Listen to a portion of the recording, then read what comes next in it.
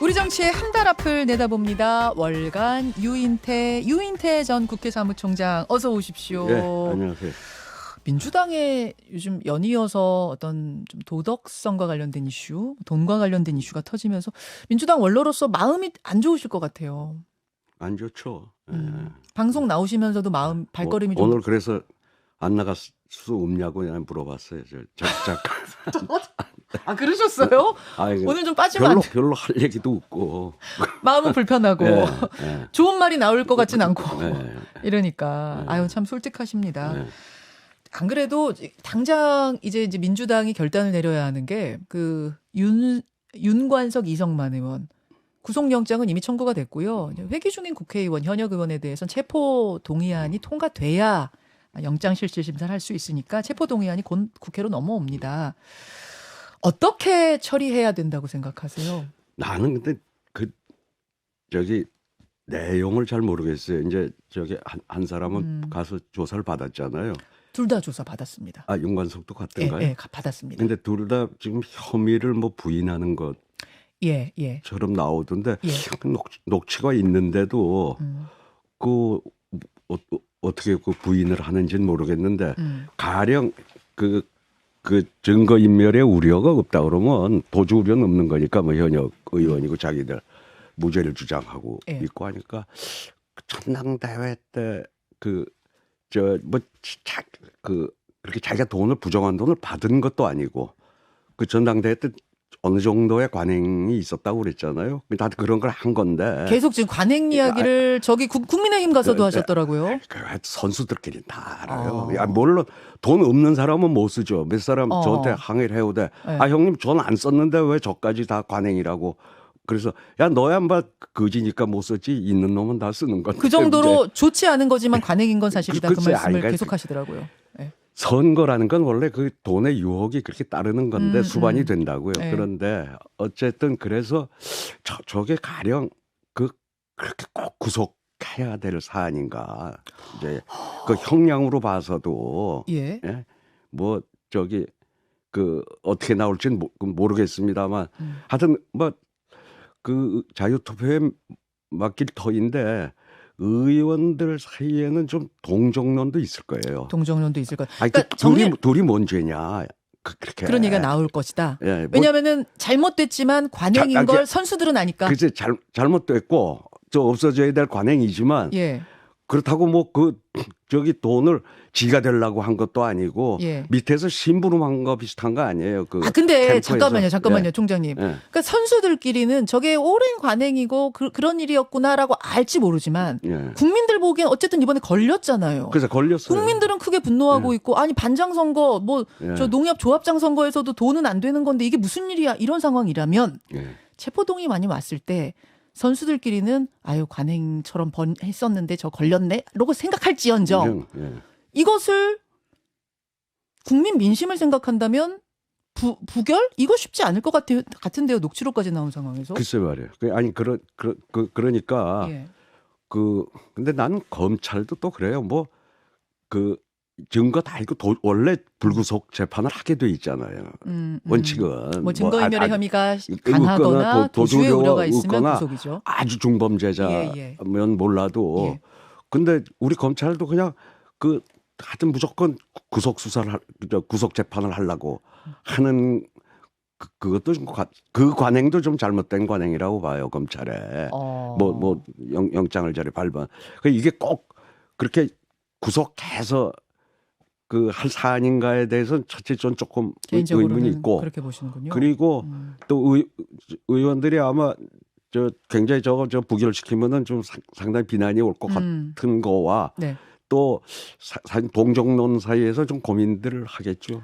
실제로 분위기가 좀 그렇습니까? 고민이 좀 되고 있나요, 민주당 안에서? 그런 것 같더라고요. 그런 것 같아요. 예. 그 당 분위기를 누구보다 사실은 유인태 총장이 잘 아시는 분이에요.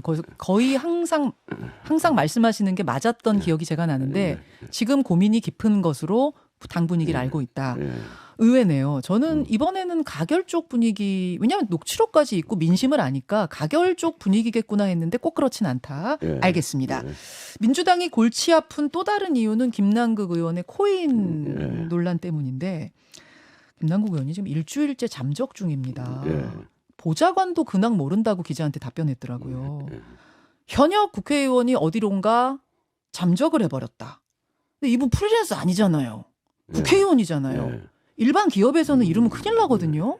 이건 어떻게 보세요? 그 말이 안 되죠. 그 당당하게 뭐 맨 처음에 뭘 자기가 그 저 불법은 없었다고 뭐 그러고 뭐 이렇게 해명을 하다가 자꾸 더 일이 꼬여가긴 했는데 그랬으면 계속 일관되게 그 나오는 의혹에 대해서 이렇게 해명을 해야지. 근데 다만 뭐 느끼기엔 처음엔 불법은 없다고 했다가 지금은 무슨 사법적인 문제가 좀 있으니까 저렇게 잠적을 한 게 아닌가. 되게 숨을 때는 법적으로 뭐 문제가 될 때 사람들이 숨더라고요. 아, 그렇습니까? 그렇죠. 근데 처음 자기 주장대로 불법은 없었으면 왜 숨어요? 계속 불법이 없었다는 걸 적극적으로 해명을 해야지. 그렇잖아요.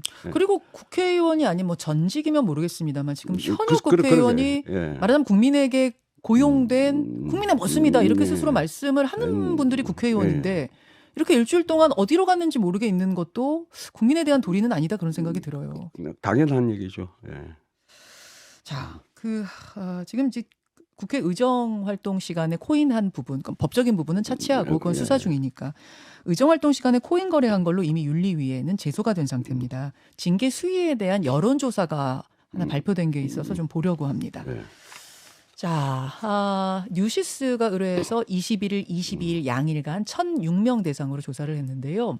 의원직을 제명해야 된다가 44%, 중징계를 내려야 한다가 15.9%, 경징계 25.9, 잘모름 14.2, 의원직 제명이 44, 중징계 15.9 이렇게 나왔어요.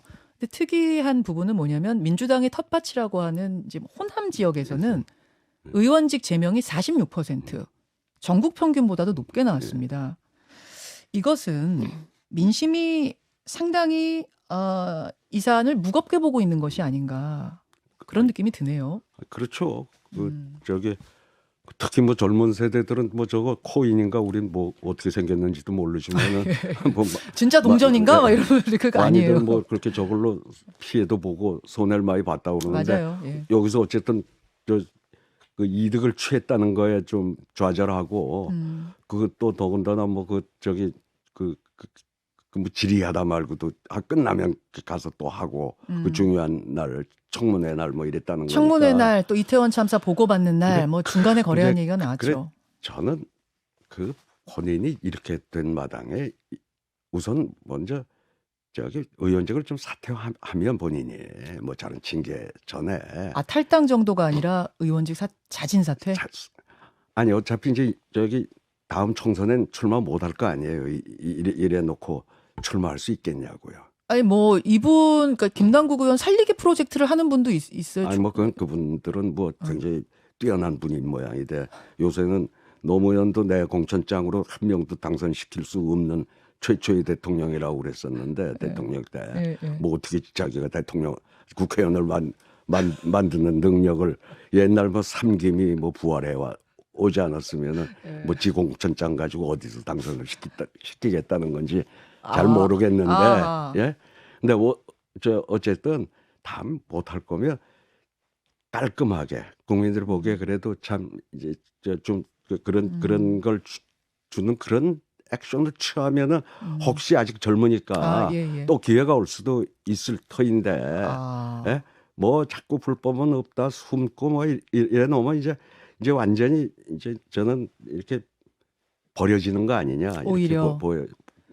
의원직을 오히려 뭐 윤리위에서 무슨 징계 나오기 전에 자진해서 사퇴하고 그다음에 잠적도 하지 말고 좀 그러면, 당당하게 이렇게 해명하고 고개 숙이고 다 쳤죠. 근데 이제 문제는 지금 무슨 사법적인 좀 리스크가 생긴 게 아니냐. 자기는 불법은 없었다고 해놓고도 그러지 않으면 뭐 저렇게 숨을 이유가 없지 싶은데 그럼 그거 이제 뭐 그렇게 되면은 그러기도 어렵죠. 이제 형사 문제가 생기면 형사 문제가 없다고 한다면 그러면 전 그렇게 한번 자기가 자진 사퇴하고 연직 죄송하다 이러고 뭐 그렇게 딱 정리를 하면은 저는 오히려 좀 아직도 젊고 하니까 뭐 언젠가 이대로라면 예. 다시 총선 나오긴 어렵다고 보시는군요. 우선 자기 총선은 어려울 거 아니겠어요. 민주당으로 잠시 뭐 떠나 있다가 돌아오겠다 그것도 어렵다고 보세요. 어떻게 돌아와요?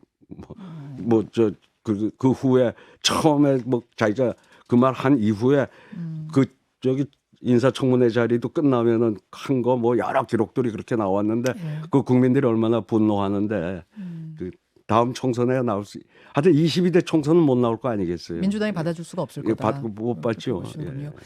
예, 조금 전 여론조사는 조사기관이 국민리서치그룹과 에이스 리서치였다는 거 말씀을 좀 드리고 아무튼 이제 김남국 의원은 대표적인 친명계 의원이었고 열성 지지층의 큰 지지를 받는 의원이었다 보니까 김남국 의원을 비판하는 민주당 의원들에게 문자 폭탄이 꽤 온 모양이에요. 예. 비판 기자회견을 한 날 의원 말고 전국 대학생 위원장이 있는데 이 위원장이 한 단톡방에 강제로 초대가 됐답니다. 그리고 거기에서 또 욕설이 엄청나게 또 쏟아졌다고 이렇게 어제 기자회견을 했죠. 그 위원장이. 예, 이렇게 뭐 이런 것들이 있다 보니까 강성 팬덤과 이재명 대표가 어떤 상징적으로 좀 결별을 해야 되지 않느냐라는 것이 당내의 중요한 이슈로 떠올랐습니다.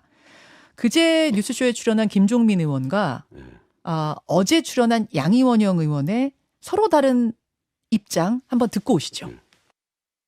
그 생각이 서로 다르다 그래서 너 수박이다, 너 빨갱이다, 너 뭐 좌파다, 너는 반동이다. 이게 지금 우리 민주공화국 역사의 가장 근본적인 폭력 행위였거든요. 본질적으로 폭력입니다. 어떤 입장을 가진 그룹이 있다는 거에 대해서 그걸 부정할 필요가 있을까? 우리는 오히려 당원들의 의사 통로를 막았기 때문에 더 과격하게 이렇게 표현이 되고 있지 않는가. 이렇게 의견이 달라요. 그러니까 한쪽에서는 다양한 의견을 왜 막느냐. 그 뭐 개딸이라고 불리는 강성지 팬덤도 하나의 의견으로 받아라 이거고 한쪽에서는 그건 폭력이다. 결별해야 된다 이거고. 어떻게 보세요? 문제는 지금 이재명 대표가 뭐 자제도 시키고 뭐 하지만은 그 기본적으로 문재인 대통령처럼 양념 정도로 생각하는 거 아닌가. 그 문자폭탄 지금 이런 것들. 그거를 그러니까 정말로 적극적으로 당이 저래 가지고는 우리 총선에서 어려워진다. 이 중도층이다. 무당층도 떠나고 이런 위기 의식은 없이 저 세력이 그래도 있어서 받쳐줘서 우리 지지가 이만큼이라도 간다 이렇게 생각하는 거 아닌가 싶어요. 그것은 잘못된 생각이라고 보십니까? 아니 잘못됐죠. 그래가지고 그 총선 쭉 보면 지난번에 아스팔트 우파들한테 매달렸다가 그 21대 총선에서 이렇게 이쪽에 180석이나 그 준 거 아니에요? 그 41% 지난번에 국민의힘이 뭐 지금 저 행태가 그때 그 황교안 대표 행태하고 비슷한 거 아니겠어요? 근데 저쪽이 아스팔트 지지층, 그러니까 태극기 부대 하고 저쪽은 정리를 했잖아요. 일단은 김재원이 저기 징계 뭐 1년씩이나 주면서 그쪽하고 이렇게 어쨌든 공개적으로는 자꾸 선을 그으려고 한다. 근데 여기는 지금 별로 그렇게 말로만 그냥 그러지 마 하는데 그냥 그렇게 좀 같이 가는 걸 즐기는 것 같은 느낌을 줘요 현재. 그러면 중도한테는 어렵습니까? 어렵죠. 어렵습니까? 뭘 물어봐요 다 알면서. 근데 어제요. 이제 이재명 대표가 그 라이브 방송을 하면서 이런 얘기를 했습니다. 이원욱 의원이 이게 이제 이른바 개딸들한테 강성 팬덤한테 받은 문자 폭탄입니다라고 얼마 전 공개한 게 있거든요. 좀 보여주세요. 공개한 게 있는데 이거 조사해 보니까 우리 당원이 보낸 게 아니더라. 외부의 이관계에 이런 식으로 이제 속아 넘어가면 안 된다 이런 이야기를 하면서 이원욱 의원에 대한 감찰을 지시했다는 이런 이야기가 나왔습니다. 아니 저 사람이 그러면 소속이 어딘 것까지가 나왔어요? 소속이 어딘지 모르겠지만 민주당원은 아니더라. 문자 보낸 사람이. 하여튼 그건 아니라도 개딸들하고 뜻을 같이 하는 사람일 거 아니에요. 그러니까 보내지 누가 저런 장문의 문자를 이간기 쓰려고 들어오는 사람이 얼마나 되겠어요. 그냥 상식적으로. 뭘 저런 걸 다 감찰을 저 하고. 지금 보여드리는 저 문자가 이원우 의원 받은 문자는 아니에요. 예, 저건 글쎄, 아니에요. 이원우 의원이 공개한 문자는 뭐 지속적으로 계속 온 문자라고 하는데 알고 보니 그게 당원은 아니더라. 이제 이게 이재명 대표가 이 외부에서 뭔가 이간하려는 세력한테 넘어가지 말아라 이런 얘기를. 글쎄, 그거는 별로 그렇게 설득력 있는 얘기 같아 보이진 않아요. 이게 지금 결국은 이제 좀 갈등으로 개딸과의 결별을 하냐 마느냐가 당내 갈등으로 좀 떠오르는 분위기예요. 오늘 한 30명 정도의 비명계 의원이 의원총회에서 일종의 연판장 돌린 걸 발표한다고 합니다. 아마 지금 정확하게는 알 수 없고요. 보도 하나 정도 나왔는데 지금 들리는 이야기로는 아마 이런 결별 이슈가 될 것 같아요. 예.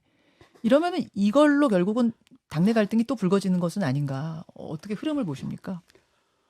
아니 그러니까 지금 저는 그렇게 봐요. 지금 이재명 대표의 사법 리스크는 예상했던 것보다는 많이 축소된 건 사실이에요. 처음에는 뭐 엄청난 거기 대장동에서 뭐 그분이라고 그랬고 몇백억을 뭐 저장을 했니 뭐 별 얘기가 나왔는데 지금 그 뭐 현재 기소된 거는 그 성남 FC 후원금하고 그 저 선거법 위반하고 김문기 씨. 또 예.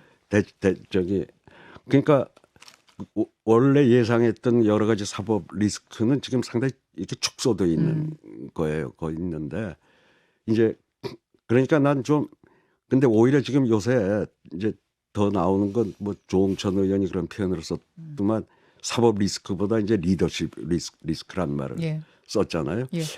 돼가지고 이 대처하고 어떤 이 정치라는 거 당 대표를 하려면 그날 벌어지는 일에 대해서 어떻게 대응하느냐가 당의 지지율을 출렁 이제 만드는데 예. 그게 영 서툴잖아요. 처음에 보니까 서툴 수밖에 없겠죠. 그 경험 별로 없고. 근데 저는 그래 지금 그 어차피 이제 가을 들어가면은 이 정기국회고 네, 그때는 뭐 국정감사고 예산이고 이제 의원들 각자 그 의원들의 기량 가지고 예. 하는 거니까 대표가 별로 할 역할은 없어요. 그때는 저 원내대표가 더 중요하고 예. 이제 정기국회 그렇죠. 몇 예. 달간은 그러니까 이 좀 정기국회가 끝날 무렵쯤에 돼서 예. 그때 가서 뭐 무슨 비대위를 할 거냐. 뭐 이대로 가서는 이게 총선이 정말 그 어렵다 이러면은 그때 가서 이제 판단들을 하는 게 좋지 않을까. 지금은 그냥 뭐 혁신위를 만든다고 해서 했다 그러는데 난 저 혁신위 만들어 봐야 오히려 내부 분란만 더 커질 것 같아요.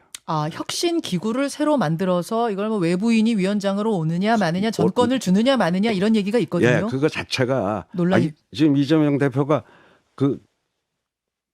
그렇게 뭐 전권을 주는 기구를 만들 리도 없고 자기 그 통제 아래 두려고 할 텐데 또 거기에 뭐 마땅한 사람을 지금 찾기도 그 어려울 거고. 누구 떠오르는 사람은 아니 누가 하려고 그러겠어요 지금 거기 가서 그리고 정권 준다고 하면 좀 할 만한 사람은 없어요.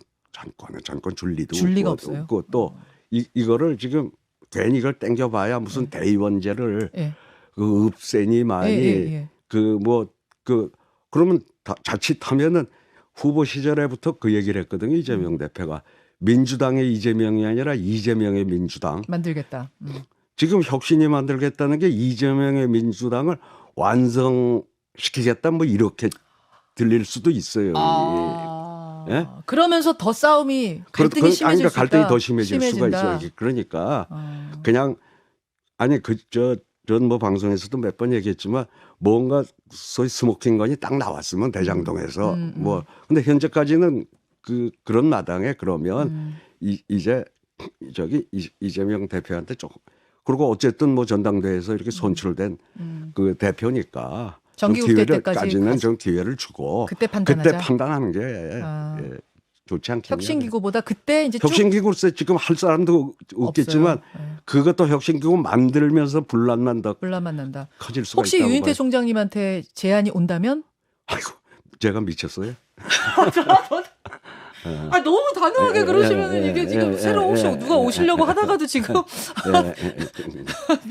미친 사람이 돼 버리니까 이게 알겠어. 그 정도로 지금 나설 만한 사람이 마땅치 않을 거다. 그렇고 하여튼 그 판단은 조금 연말까지 미루는 알겠습니다. 게. 예, 그렇게 개인적으로 보시는군요. 이낙연 대표가 다음 달에 와요. 귀국 일정이 다음 달이에요. 이낙연 대표가 어떤 역할을 좀 할 수 있을 거라고 보십니까? 글쎄, 지금 당 대표가 있는데 뭐 좀 조심스럽게 좀 관망하겠죠. 관망할 거. 일각에서는 혁신 기구가 만들어진다는 요때하고 이낙연 대표 귀국일이 또 공교롭게 겹치니까 원래 어떤 작년부터 뭐 6월 달에 원래 온다고 했었죠. 기한이 차서 그냥 오는 거죠. 뭐 그거 그렇다고 그 이낙연 전 대표 스타일이 권력 의지가 그렇게 강한 사람이 아니에요. 그렇게 보시는군요. 옆에서 막 가서 끄잡아내면 좀 움직일까 막 자진해서 이렇게 휘젓고 다니는 스타일이 아니에요. 그냥은 돌아와선 조용히 좀 관망할 것이다. 이렇게 관측을 봐요. 하시는군요. 알겠습니다. 여기까지 오늘 월간 유인태 함께했습니다. 사실은 한동안은 국민의힘의 이슈가 굉장히 많다가 사실 이제 민주당의 이슈가 많아졌는데 정치란 게 그렇잖아요. 긍정 이슈보다 부정 이슈가 뉴스가 되다 보니 오늘 여러 가지로 좀 힘드셨을 것 같은데 나와주셔서 고맙습니다. 유인태 총장님 고맙습니다. 김현정의 뉴스쇼는 시청자 여러분의 참여를 기다립니다. 구독과 좋아요, 댓글 잊지 않으셨죠? 알림 설정을 해두시면 평일 아침 7시 20분 실시간 라이브도 참여하실 수 있습니다.